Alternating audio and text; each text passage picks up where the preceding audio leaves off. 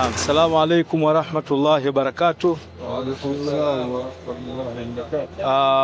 Tuko hapa alhamdulillah leo katika kuangalia namna gani tunaanza ujenzi wa Darul Maarif mkoa wa Katavi, kama ambavyo tulivyokuwa tumezungumza huko nyuma kwamba mkoa wetu wa Katavi tuna dhamira ya kujenga Darul Maarif kwa ghorofa mbili, lakini katika hizo ghorofa mbili tutajenga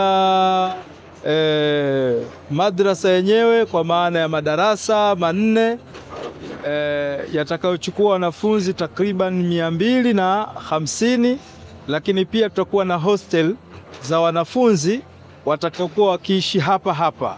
Hiyo itakuwa ghorofa ya kwanza, lakini ghorofa ya pili itajengwa ofisi ya BAKWATA mkoa wa Katavi, na kama mnavyoona tayari taratibu zimekwisha anza za kusafisha eneo, na mradi huu tunakadiria utachukua bilioni 2.3.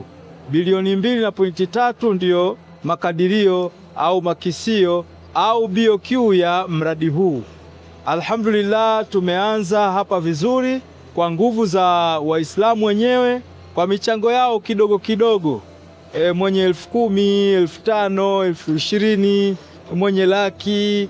Hivyo tumekwenda namna hiyo, na mpaka sasa tuna nondo takriban kama 103, na tuna kokoto, tuna cement. Kwa hiyo natoa wito kwa wengine ambao wanapenda kuwekeza kwa ajili ya Allah.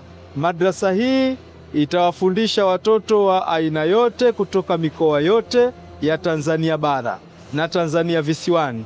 Kwa hiyo tunawakaribisha ambao wanataka kuwekeza kwa ajili ya Allah waje wawekeze hapa mkoani Katavi, msikiti mkuu wa Ijumaa.